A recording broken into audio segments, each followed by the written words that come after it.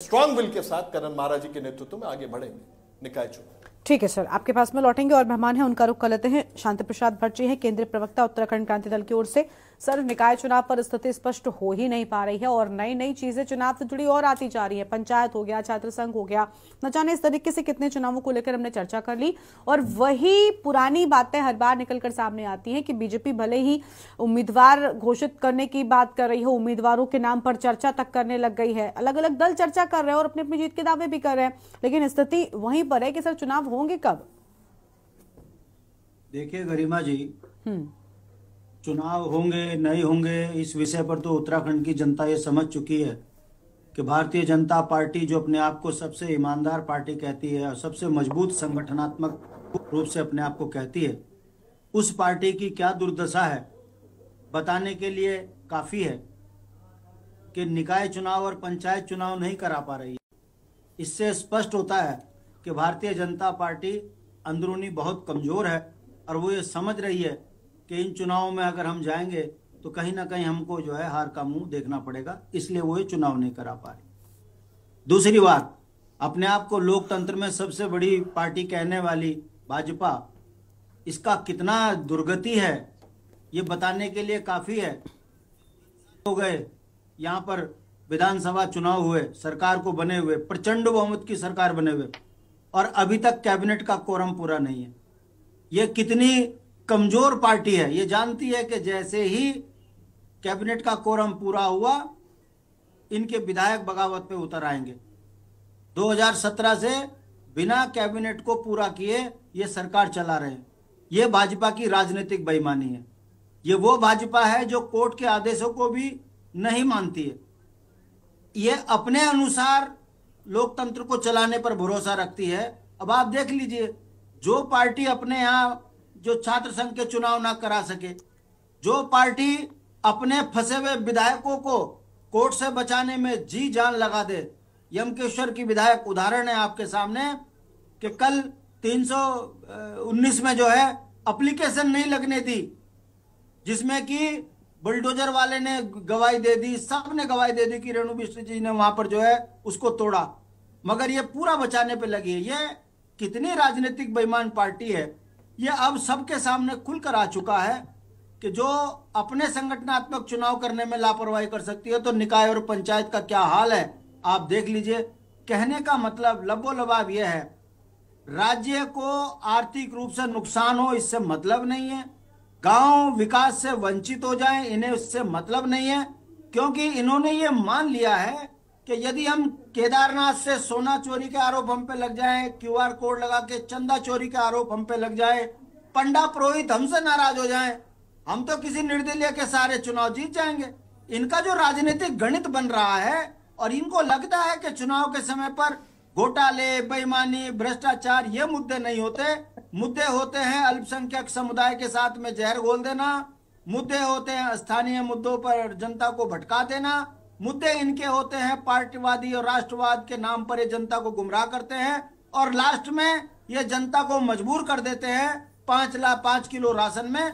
यही कारण है कि लोकतंत्र की जितनी हत्या भारतीय जनता पार्टी के शासनकाल में हुआ है उतना ज्यादा ये ताकतवर बन रहे हैं। इसके पीछे क्या गणित है जनता समझ भी रही है, मगर अभी भी इनके मोह पास में फंसी है। यही कारण है ये निकाय चुनाव नहीं करा रहे, पंचायत चुनाव नहीं करा रहे, ये कोर्ट को कुछ नहीं मान रहे, ये लोकतंत्र की हत्या पे हत्या करने पे लगे हैं। बावजूद इसके बड़ी बेईमानी से आकर चैनलों में, बड़े अखबारों में लिख के कहते हैं लोकतंत्र जिंदाबाद, हम बहुत सही पार्टी है। जो अपने कैबिनेट को पूरा ना कर सके, यदि वो लोकतंत्र में बनी हुई है तो ये जनता पर भी सवाल खड़े होते हैं। भारतीय जनता पार्टी की कार्यप्रणाली पे तो सवाल खड़े होते ही हैं कि आखिर ये कैसी पार्टी है जो ना लोकतंत्र को समझ रही है ना नियमों को समझ रही है। ऐसे में यदि ये निकाय चुनाव में कहीं गलती से फिर बढ़कर आ गए तो मान के चलिए राज्य कर्ज की गर्त में तो डूबेगा डूबेगा, गांव विकास से दूर होंगे।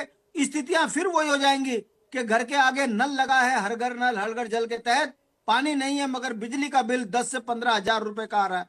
फिर वही होगा कि गांव में बिजली के पोल तो लगे होंगे, बिजली नहीं होगी मगर बिल वही 500 से लेकर 1000 रुपए के बिल आपके ऊपर थोप दिए जाएंगे और आप गांव गांव घूमते रहोगे, ना तो आपको बिल से मुक्ति मिलेगी ना पानी आपको नसीब होगा।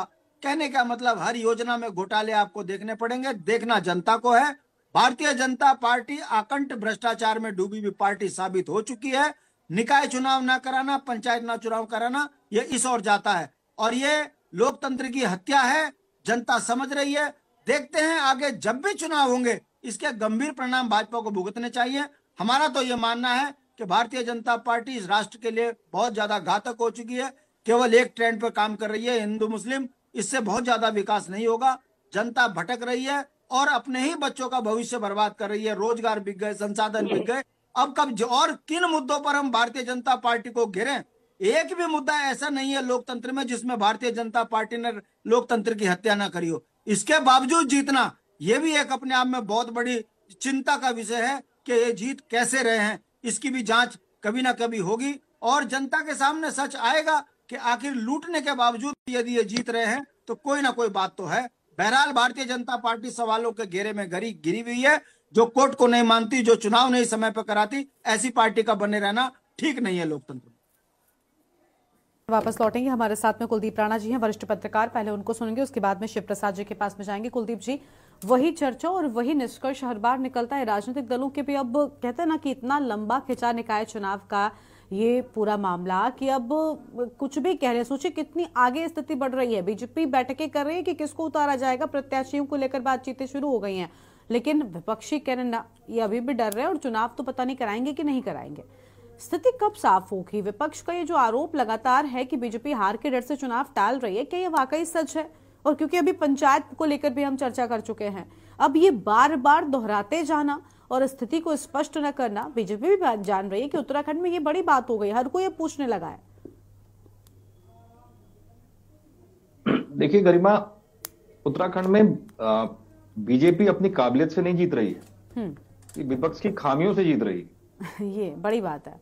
हाँ, अभी यहाँ पर भी मैं अभी सुन रहा था, इतनी बातें थी लेकिन एक भी बात ऐसी नहीं थी जो तथ्यपरक। आप कोसते जा रहे हैं, कोसते जा रहे हैं, कोसते जा रहे हैं, क्योंकि सिर्फ आपको कोसना है। बिल्कुल ठीक। कल के दिन आप पत्रकारों में भी सवाल खड़े करेंगे। कोई राजनीतिक दल अपनी रणनीतिक स्थिति को मजबूत करने के लिए कोई काम करता है, कोई भी राजनीतिक दल, तो ये उसका निजी विषय है। वो अपनी क्षमताओं को बढ़ाता है, अपनी चीजों को करता है। अब अभी 6 महीने पहले तो कांग्रेस दो चुनाव जीत गई थी। मंगलौर का उपचुनाव जीता, बद्रीनाथ का उपचुनाव जीता। मैं तो कांग्रेस से पूछूंगा कि आप केदारनाथ का उपचुनाव कैसे हार गए? बीजेपी बहुत कमजोर है, डरी हुई है, काम नहीं कर पा रही है, तो फिर ये केदारनाथ का उपचुनाव कैसे जीत गई बीजेपी? बिल्कुल, है ना। तो सवाल जो है ना, और दूसरी चीज क्या है कि बीजेपी जो कर रही है उसको मालूम है कि मेरे सामने जो विपक्षी दल है और उसकी जो स्थितियां हैं वो कितना मजबूत है। यूकेडी उत्तराखंड के राजनीतिक विकल्प से बाहर होती जा रही है और ऑलमोस्ट इस बार तो शायद विधानसभा में भी उसका कोई वो नहीं है। अब प्रदेश की जनता के पास राजनीतिक विकल्प के रूप में क्या है? भाजपा या कांग्रेस? कांग्रेस की स्थितियां साफ दिखाई दे रही हैं। आप भाजपा को कोस रहे हैं, लेकिन कम से कम मुद्दों पर तो कोसिए। सोना चोरी हुआ, बड़ा मुद्दा था, बावजूद केदारनाथ जीत गए। अंकिता हत्याकांड का इशू रहा, उसके बावजूद चुनाव, लोकसभा का चुनाव भी जीते, केदारनाथ का चुनाव भी जीते। कौन सी ऐसी घटना है राज्य में जिसमें आप सरकार को या शासन को कटघरे में खड़ा नहीं कर सकते थे? लेकिन मुद्दों पर बहस करने के बजाय विपक्ष ने उन चीजों पर बहस करी जो साफ दर्शाता है कि ये एक कमजोर सोच की, कमजोर राजनीतिक दूरदर्शिता की पहचान होती है, जब आप मुद्दों से भटक करके इधर उधर की बातें करते हैं। ठीक है, राज्य को सबसे ज्यादा तो जो आशा थी वो तो यूकेडी से थी, क्योंकि राज्य निर्माण में यूकेडी की सबसे बड़ी, ठीक है। और एक पत्रकार के रूप में अगर आज भी अगर हम उत्तराखंड के राजनीतिक परिदृश्य में अगर यूकेडी को देखना चाहते हैं, उसका एक बड़ा कारण भी यही है, क्योंकि जो उसका इतिहास है, लेकिन उसका इतिहास उसे कब तक संभालेगा, ये यूकेडी के लोगों को चिंता करनी होगी इसकी।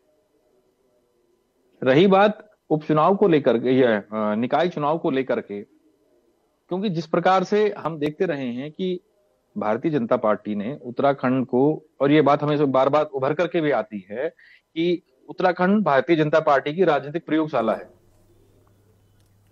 कई प्रयोग उन्होंने यहां पे किए। ठीक, अभी यूसीसी उत्तराखंड में लागू हुआ, देश का पहला राज्य बन गया। ठीक है, कहीं ना कहीं अभी बातों बातों में जो प्रदेश के मंत्री हैं, भाजपा के कैबिनेट मंत्री, उन्होंने जो कहा कि मैं तो चाहता हूं कि निकाय चुनाव और पंचायत चुनाव साथ। ठीक है, तो इससे भी इनकार नहीं किया जा सकता कि क्या पता जो वन नेशन वन इलेक्शन की जो भाजपा की थ्योरी है, जिसको लेकर के केंद्र सरकार जो उसका ड्रीम प्रोजेक्ट रहा है, उसमें कहीं ना कहीं उत्तराखंड से ही कोई शुरुआत बनती तो नहीं दिखाई दे रही है, या कहीं से ये एक कोशिश तो नहीं है कि भाई हम यहाँ से शुरुआत करके चलें और ताकि लोगों को मैसेज दे सकें अन्य राज्यों में भी। और उत्तराखंड में तो इन चीजों को लेकर के बहुत ज्यादा मैं देखता हूं कि क्योंकि जो विपक्ष की जो राजनीतिक इच्छा शक्ति थी ना, होनी चाहिए थी ना, वो धीरे धीरे बड़ी कमजोर होती जा रही है। और ये भाजपा के लिए और भाजपा के उन तमाम सारी चीजों के लिए, उनकी रणनीतियों के लिए ये बड़ा अच्छा एक बन रहा है।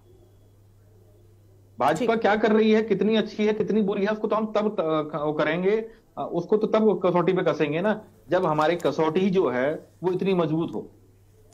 ठीक, लेकिन यहां सवाल इन्हीं चीजों को लेकर के होता है। तो अब रही बात निकाय चुनाव की, भाजपा ने सरकार ने कॉलेज जो स्टूडेंट इलेक्शन है वो भी टल गए हैं, पंचायत चुनाव को लेकर के बात उठ रही है, निकाय चुनाव को लेकर के भी चीजें चल रही हैं।